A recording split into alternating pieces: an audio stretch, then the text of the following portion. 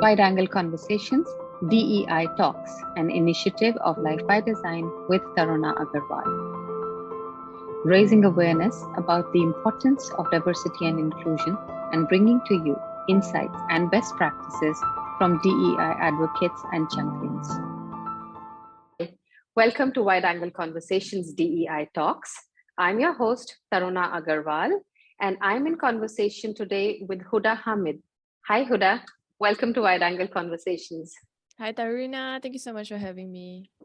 Huda is the founder of Fempreneur Secrets, an online community that is empowering and equipping women with business knowledge to lead purposefully and successful businesses online. She hosts a podcast, Fempreneur Secrets, that reaches over 3,000 listeners from across the world.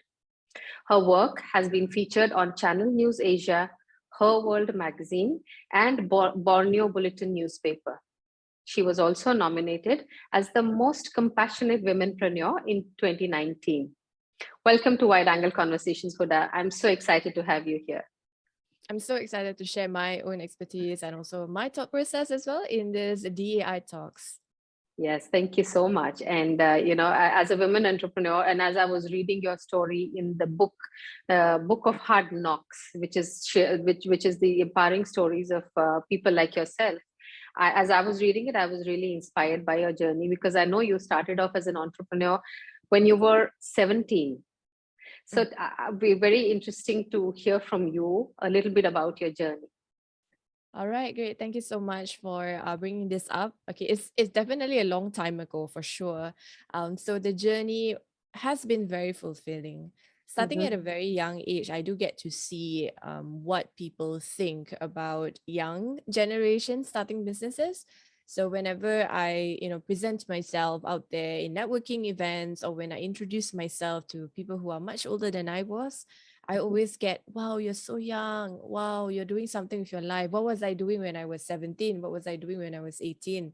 I tend to get that a lot when I was just starting out. But I would say that the journey was very fulfilling because it was an age of discovery. And when you are this young adult, before you enter into the journey of going to college or university, you are thinking about what can I do with my life next.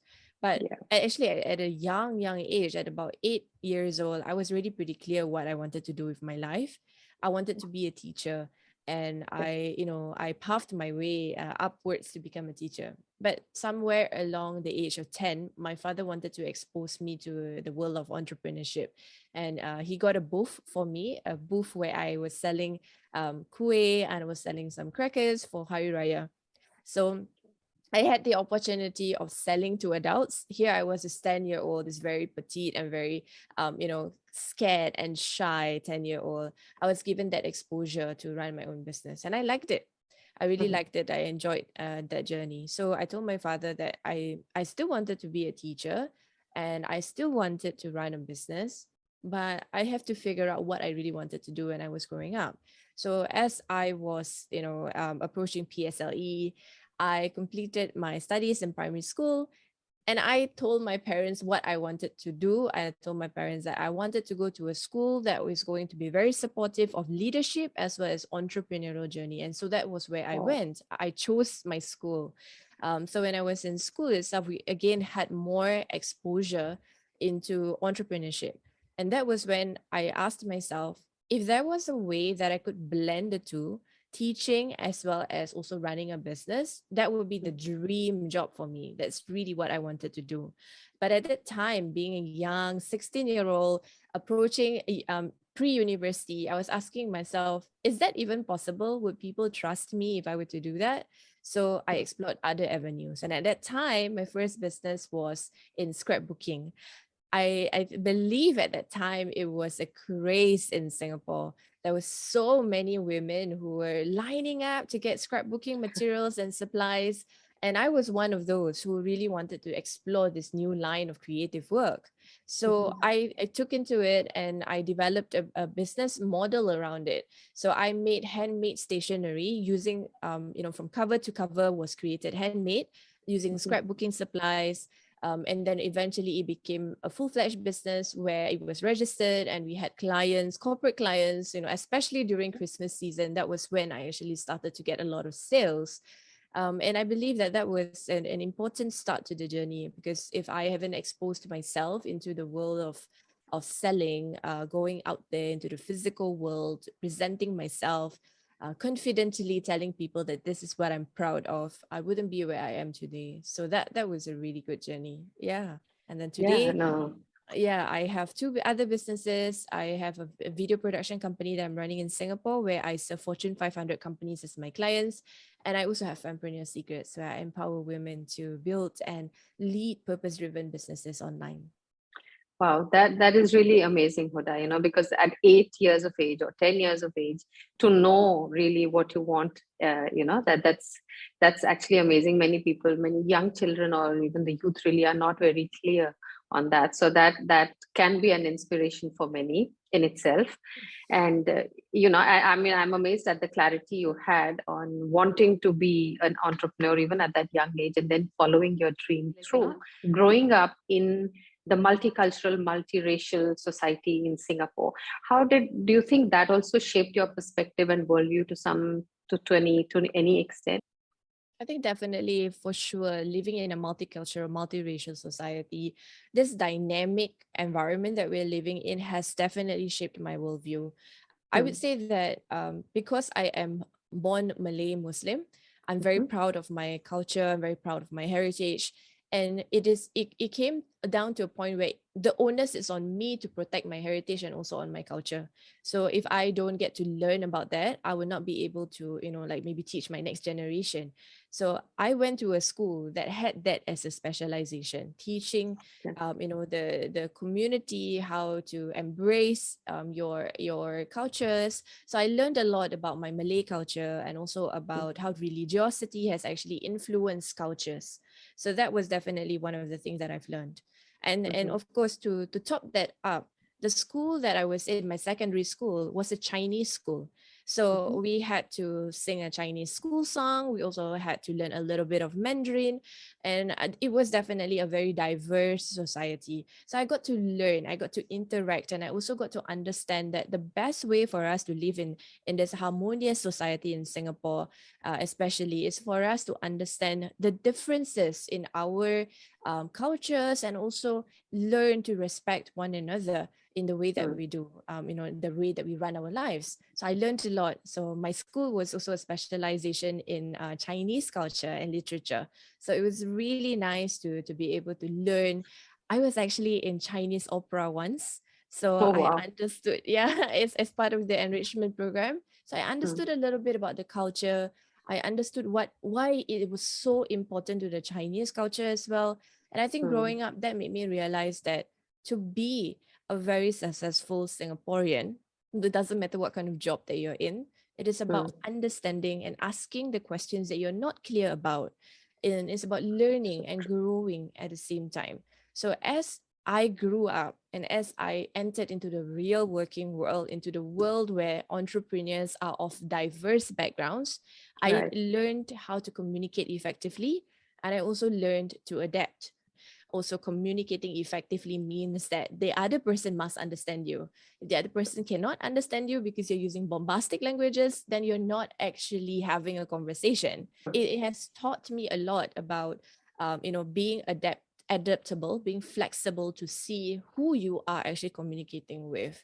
And above So, anything else, also, I also believe that living in this multicultural society that we are living in, it also shows to me that everyone has an equal opportunity for us to be what we want to be and do true. whatever we want to do in our careers. All we Yeah. have to do is to be that confident person and present ourselves upfront, and just Mm. let go of all those cultural stigma that maybe people have about our cultures. And as Singaporeans, all of us work hard. It's not just a matter of race or Mm. religiosity. All of us work hard to get where we want to be. So I think that's a very important environment to be in, that Mm. has definitely shaped the way that I look and think about the world. Wonderful. And as you were sharing this, I was thinking, no wonder you've got the most compassionate woman entrepreneur, because I also believe that empathy, and being open, as you said, being open to the perspective of or the feelings of others, and being vulnerable yourself, and also I think that is very important.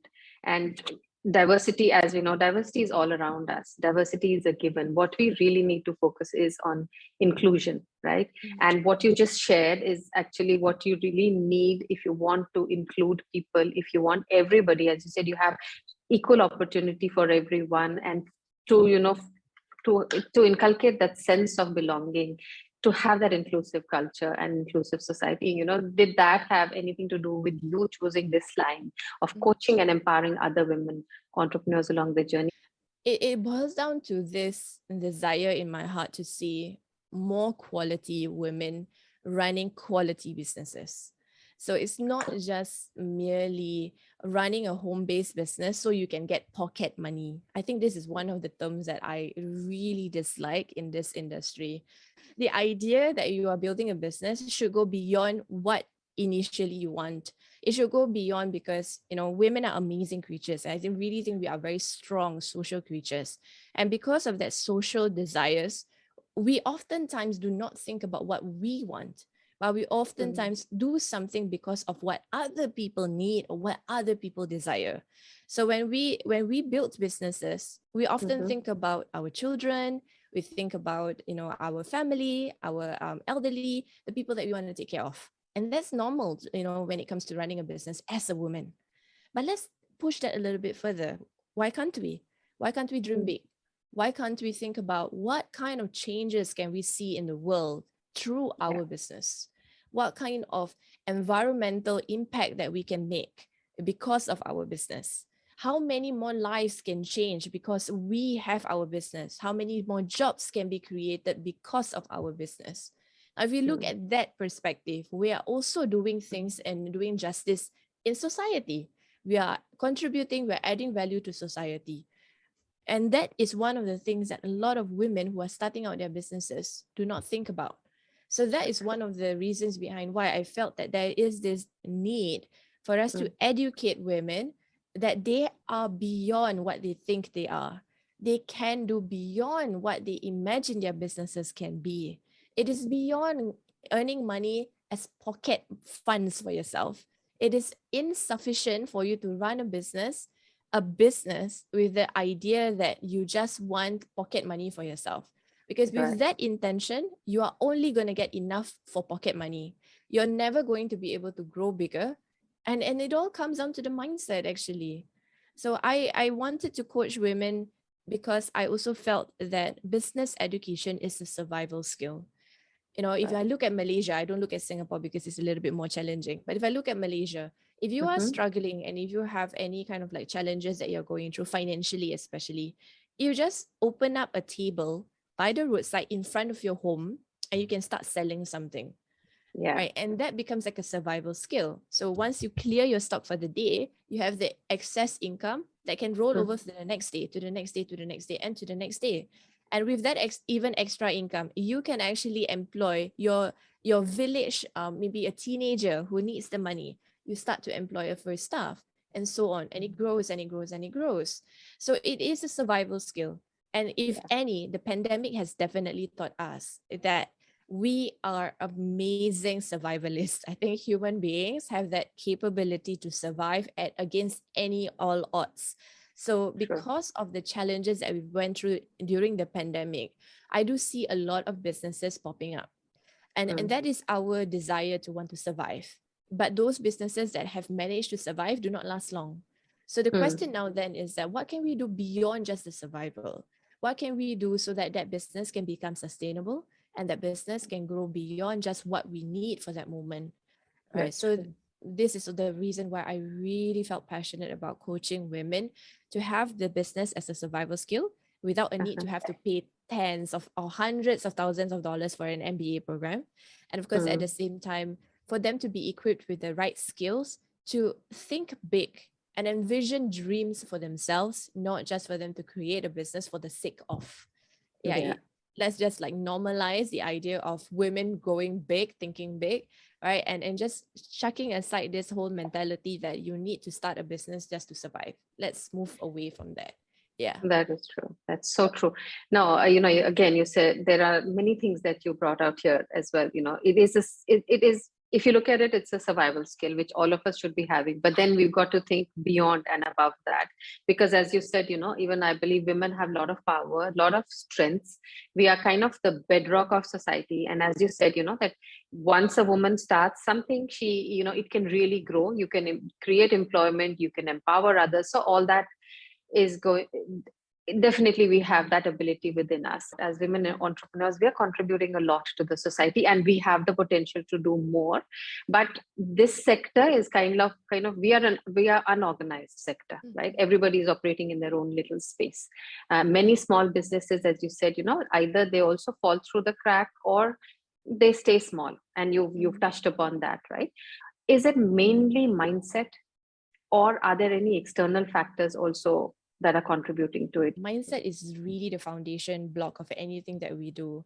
Having that confidence to take that step forward to start a business, it all starts with the mind. When you are confident that you're able to run a business successfully, it helps you to carry on. It's sort of like a momentum. So once you already have that very strong mindset, you will have the momentum to do fearlessly become a fearless fempreneur, move yourself one step ahead and another step ahead and another step ahead.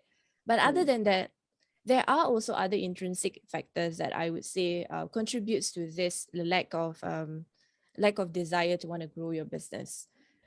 Their biggest challenge is managing money. Women are caregivers, and we are natural caregivers.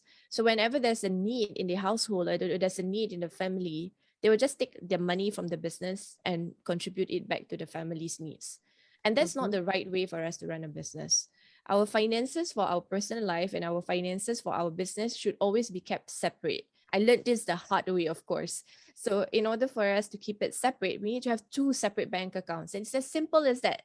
Having two separate bank accounts just goes to show how serious you are about running the business. So with that intrinsic factor of wanting to caregive, you can, but you just pay yourself a salary instead of you taking money from the business and then using it for your personal use.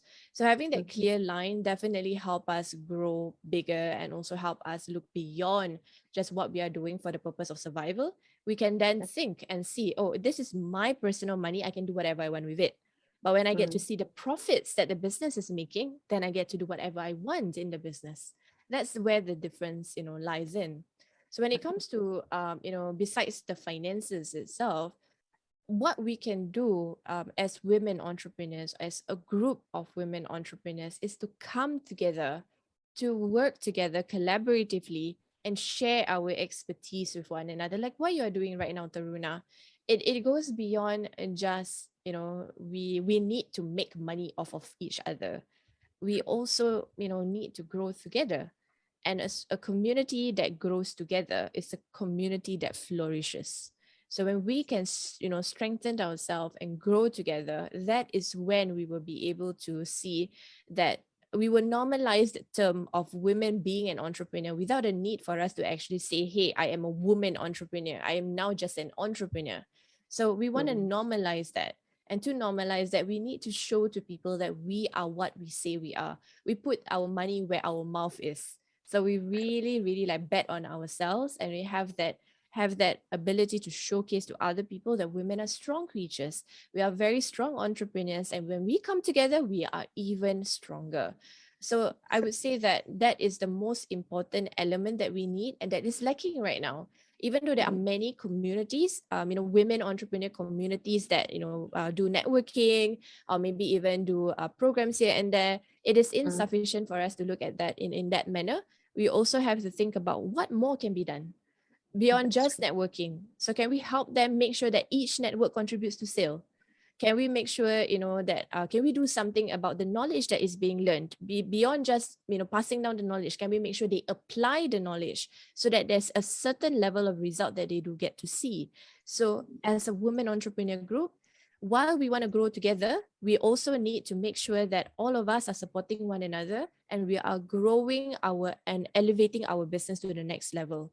Yeah, so this is True. what I do get to see in the society, and I hope this will, will happen in society in the years to come. Yeah, so true. I know we need to be that tribe and support each other and be role models. So the idea of bringing conversations like this on the table is basically, as you said, to show that we are strong, we're doing so much more, and everybody gets to know about it. That somehow will inspire and have that ripple effect, on other women as they see more and more women coming out and sharing their success stories like yourself, right? I think when the policy is supporting you behind all the effort and the purpose that we have, the impact gets amplified. Recently, actually, the Singapore Women's Development White Paper came out. There was a deep focus on gender diversity and the equality and parity, and there are many action points that have been outlined. So I think for the Singapore Women's Development White Paper, that was already, as it is, a good start. We've never had Absolutely. conversations on this deep level, and I think it's really, really good that that the government is looking Yeah. at this, looking at it in the direction of how this actually contributes to the United Nations Sustainable Development Goals of gender equality, and Mm. that helps. Of course, in the workplace, it definitely helps. At home, it definitely helps. If women can actually have a balance of work as well as their life, and then they will be able to do whatever they want, take care of their family, and still be able to pursue their careers. So I think Mm. that was the main, like the main basis of why a lot of the points were raised about. It's about Yeah. having that balanced life, as a woman who is a caregiver, and also as a woman who desires a career. We Mm. can have both. And that also comes down to the point of, where does women entrepreneur fit in? Mm. So women entrepreneurs, we actually are a very big community, right? Yeah. But it's sad to say that some businesses are registered while others aren't, right? So that Mm. that is a problematic thing as it is. But I would say that, if you look at it from the bigger standpoint, where women can come in and what we need right now is, we need a Mm-hmm. governmental support, and we need our organizations, the nonprofit organizations, and even the community driven organizations, to look at us beyond just a name. Tap on our resource. We've got lots of years of experience. Ask us what we think, what we would desire to see in the world. Don't just merely assume that everything's going happy and dandy. Come to us, have that conversation with us. We would like to share our expertise.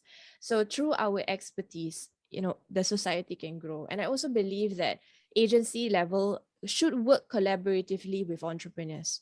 Create programs, create events, but tap on women entrepreneurs as a resource. Ask us. Let us work together to produce something for the society. Mm. Listen to our perspectives, because as an organization, you do not have an entrepreneur in your community, but you have a real life entrepreneurs in the society who have run their work, who have already done and established their businesses, Mm. gone through the school of hard knocks, gone through all the things that they needed to go through to be where they are. Okay. So just ask us and let us share our expertise. So where I hope to see, in the society, especially in Singapore, I do hope to see that there's a more diverse dialogue between the governmental, the agency level, as well as where we are, which is the entrepreneurs. Listen to us, and also Mm. like use ourselves as a resource for you to further this movement on having creating balance in the ecospace, and also in the workspace.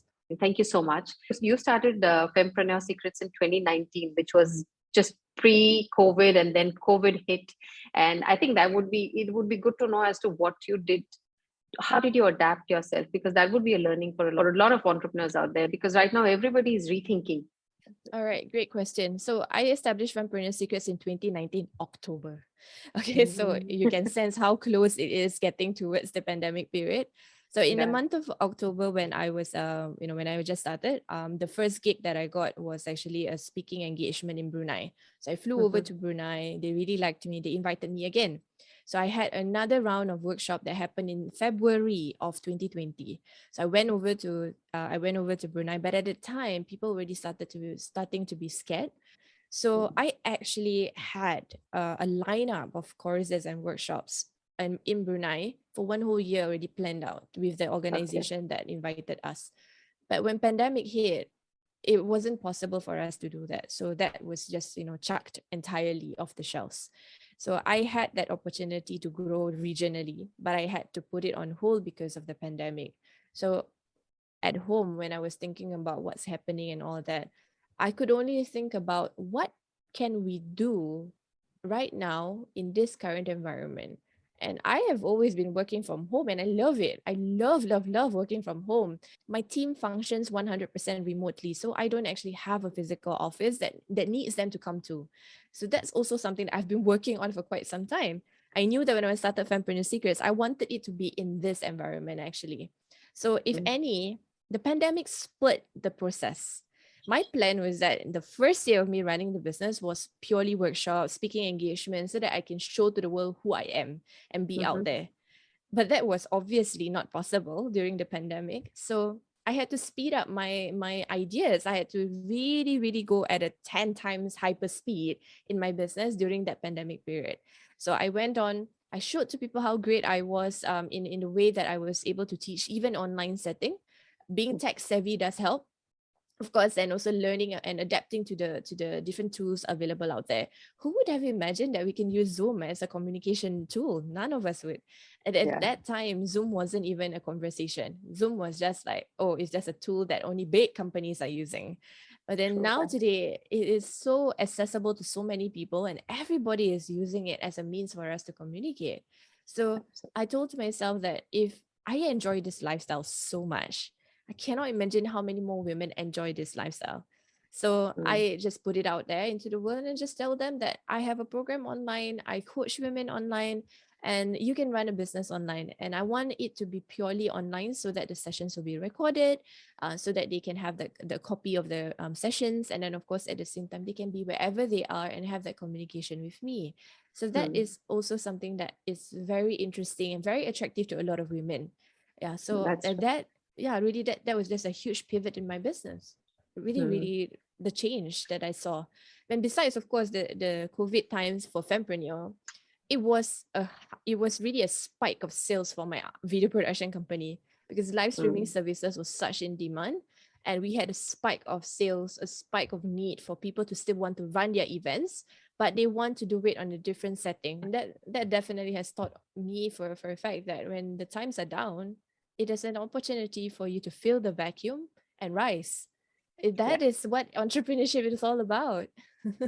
Yeah, that is true. That's what it is. You kind of always have to be, thinking of ways, better ways, pivoting, changing, also at the same time sticking to what you really believe in, right? And that's how you have been all these years. So just to conclude, I think, what is it that you would like to say to the women out there, whether they are business owners or they are working women or even stay at home? What would be your message to them? My message is the same across the board for all women, whether or not you are an entrepreneur, you are a leader, or you are a 9 to 5 employee. You Yeah. must go on a journey where you keep learning, you keep believing in yourself, because this world needs you in this world. We all need you. So we are yearning for you to up level and elevate yourself.